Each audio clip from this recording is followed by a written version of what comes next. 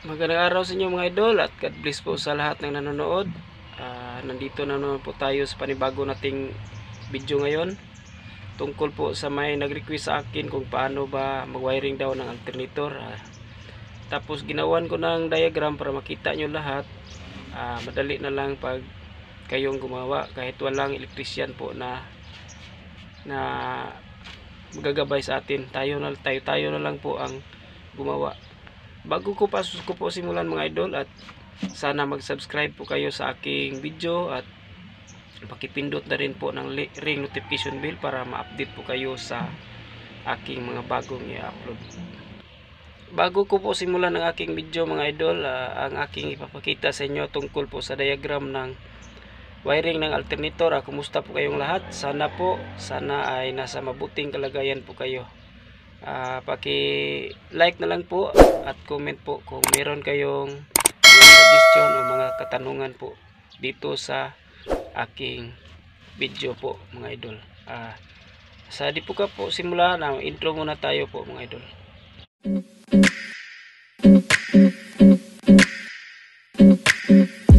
Ito na mga idol ang ating diagram. Ito po ay isa pong sa Mitsubishi L300 Mitsubishi alternator diagram po. 12 volts po siya. Itong pinakauna battery, ignition switch, alternator, tapos indicator light. Kung gusto nyo matuto na mag-wiring ito mga idol, ay pwede nyo i-screenshot itong diagram na to, kasi ang alternator, kahit anong alternator na 12 volts, pareha lang ang gawa nila, nagcha-charge po sila. Itong kung nakikita nyo, ito ignition. Tanggalin nyo ang cover nitong manubila, makikita nyo sa loob ang ignition na may ito yung letter B, galing po siya sa battery.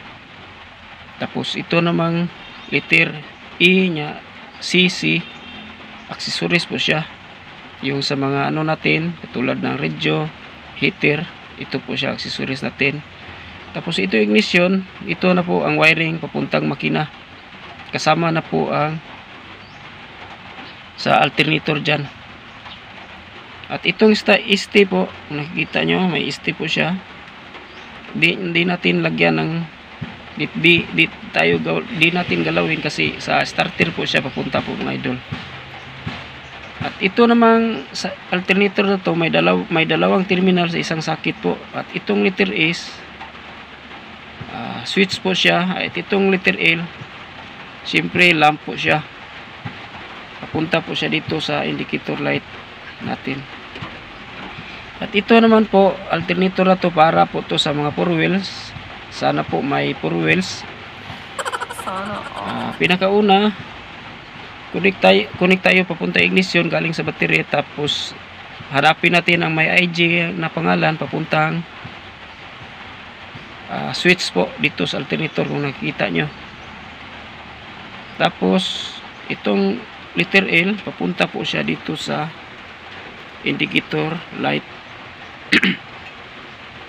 Tapos itong indicator light mga idol, may supply po siya na positive, na standby po, kasi ang output ng negative output ng sensor natin, negative po siya.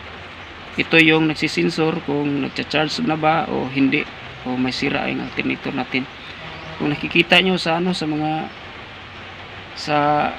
idol, sa dashboard or panel gauge natin, makikita natin na may sign na battery na pula, na tuwing pinaandar natin ang makina, mamamatay po siya, mawawala po siya. Ito po siya, tinatawag na indicator light.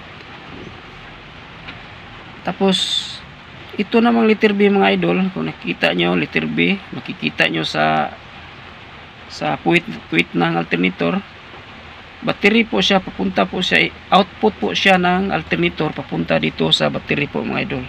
Output ng alternator papuntang battery, ito po siya mga idol.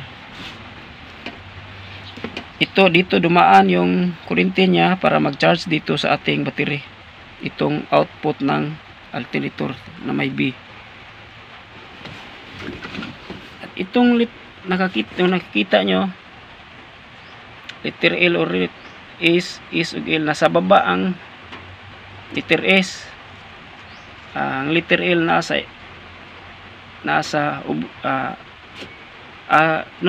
excuse me po, ang letter S po pala mga idol ay nasa taas, tapos yung letter L nasa baba po.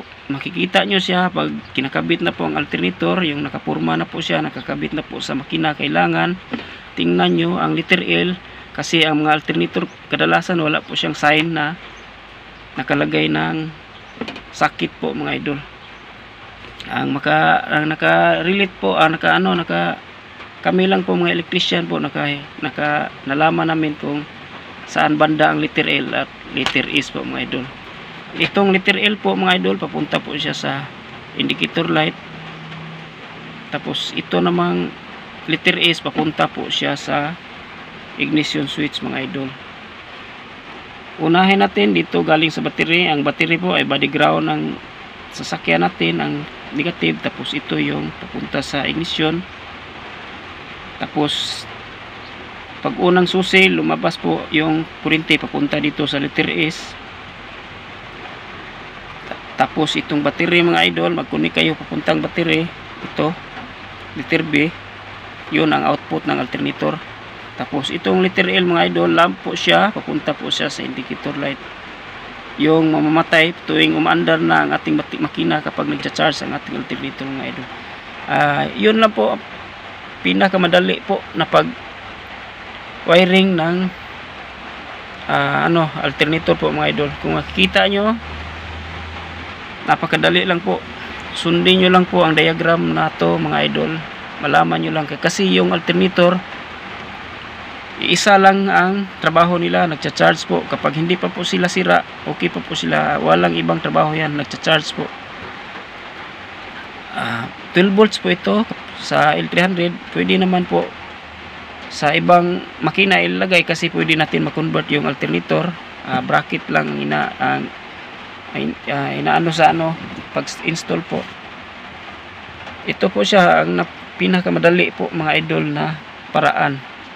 Pwede itong makabit natin sa mga bangka natin, pwede, basta mayroon na tayo ditong alternator po mga idol. Ito po ang purpose ng ignition switch, kasi ito po ay susihan, tapos pag unang susi, papunta po siya dito sa letter S, yung switch natin, ito po mga idol.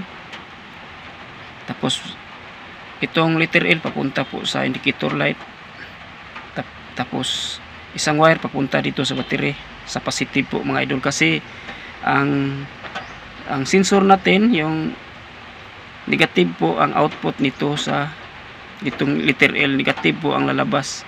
Tapos may standby po siya dito na positive po papuntang battery po mga idol. Yun lang po mga idol, at sana nagustuhan nyo ang aking video, at ulitin ko, sana mag-subscribe po kayo sa aking channel po mga idol. Maraming salamat po. God bless po sa lahat ng nanonood.